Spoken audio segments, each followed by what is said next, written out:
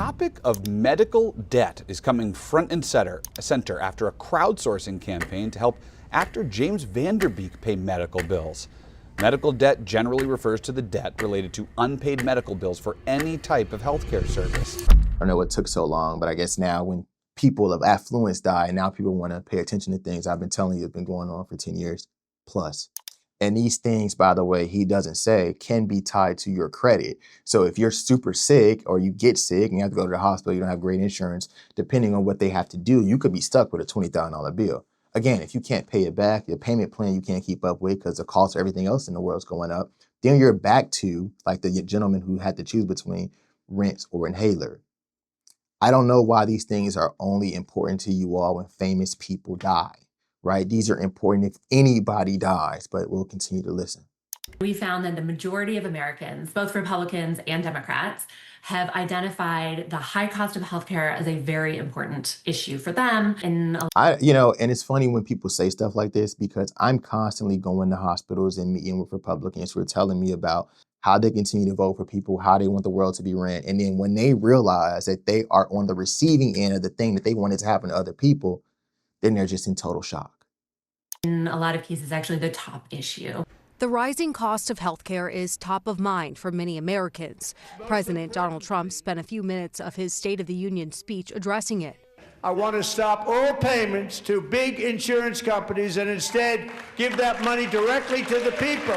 That, again, it won't matter, right? Because when you go to the hospital, you still have to, if you're going to have to pay for more stuff, the insurance companies, because there's only a few of them, right? This is not an open market where you can technically just open up an insurance company.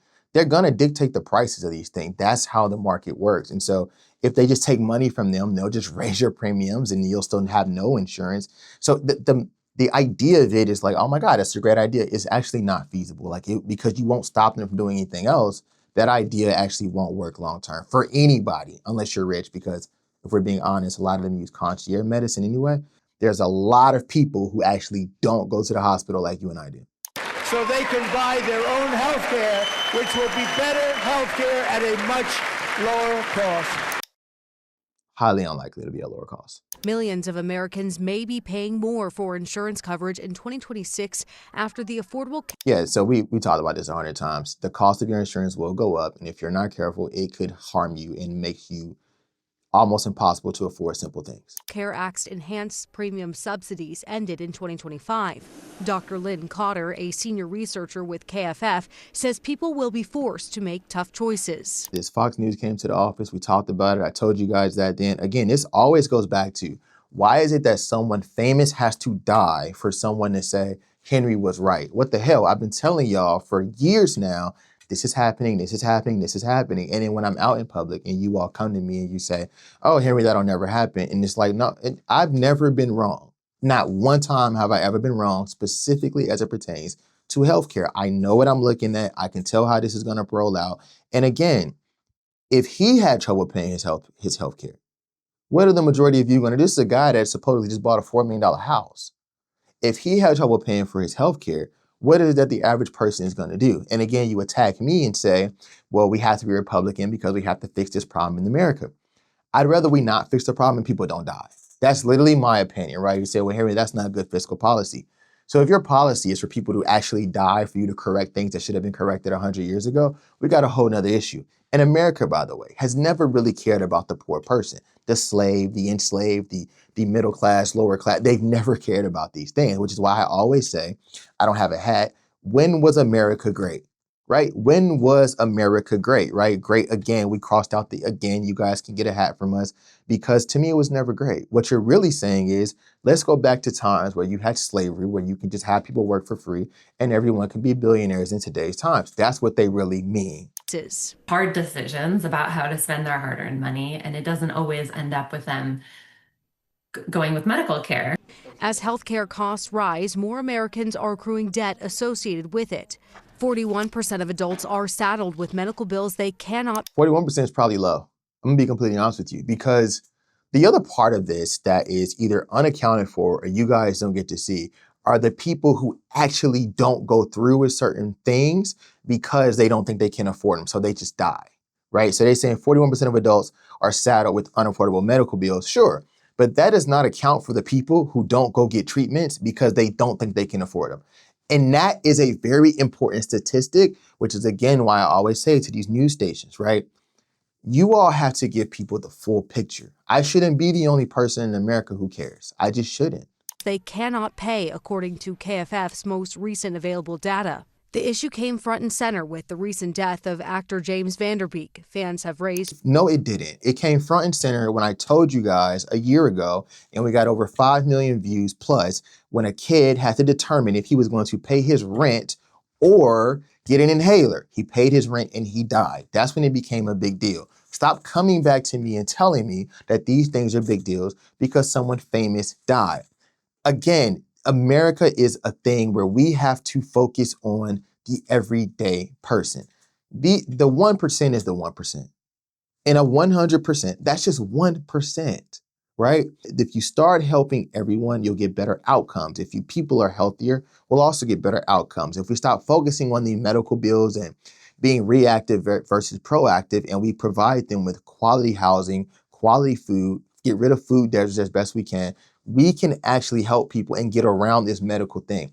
The other thing to consider, and I'm piggybacking on that, you all focus on the medical bills, right? If you all would go out and provide good food for people, good environments for them to work out for people, good spaces where they can be comfortable and they didn't have so much stress, which an indicator would help get, which will make them essentially get, or could help them get high blood pressure, or which could lead to strokes. All of these things are super important. We talked about them again in our 10 ways to live longer. All of these things are coming together. All these medications early on that you have to pay for, or if you don't, once they start them, you can't stop. It's like all of these things that don't happen in other countries at this rate, this is where we have to figure this out. And I think that for me, I always go back to, we have these congressional hearings, people come out, you essentially waste a day of a CEO's time because you make him come out and answer questions and you don't do anything about it now that you have the answers. What's the point? Like, what is the point? More than $2.7 million to help care for his family and pay off medical debt associated with his cancer battle. Cotter says many who are facing cancer battles are looking to crowdsourcing for help. I think their healthcare is expensive and there isn't an easy solution. If you stop focusing on people who are dying, you have those group of people that we are going to have to help and take care of.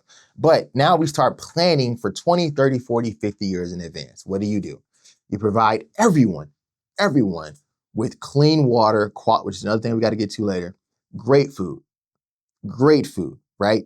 Help them get and understand how important exercise is. Help them relieve them of some of this damn stress. It is too expensive to live in America. You don't have access to quality food. You're worried about how your kids are going to make it from week to week. And then you're worrying about you're shutting down hospitals left and right.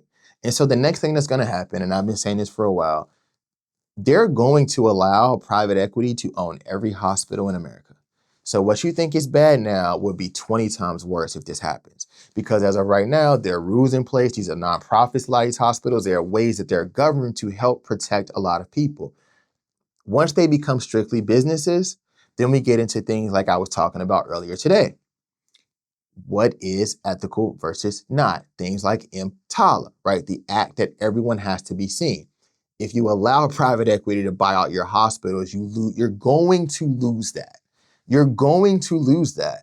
And the writing's on the wall. They've already purchased all these other facilities. They need to refer to them. This is what's going to happen next. Two things I would love to happen. Medical debt on your actual credit reports. I don't like that. If there's one thing that we can get rid of medical debt on your credit reports. That's insane to me. Having someone, they can't afford to pay back what they needed to do to stay alive, is absolutely insane to me. What would you rather them do? Just not pay it and die? That's essentially what you're saying when you tell me, because now the person is alive, but they can't get a car to get to work. They can't get housing. They can't do anything. They can't get a credit card to extend things. They can't do anything. And so those are the two things I would start with. Getting it off of your credit report. That is egregious for most families, right? And number two, stop shutting down hospitals. We got to figure out a way to get and incentivize doctors who are coming out of school who have taken on $500,000 in debt to want to go into rural communities where they are not going to make a ton of money, but they don't have to worry about paying back all this debt. These types of programs used to exist. I'm not sure if they still do. I'm not seeing them. I'm seeing them in pediatrics, and I'm not seeing them all across the board. So this has to be reenacted immediately. If we can do that, I think we're one step along the way.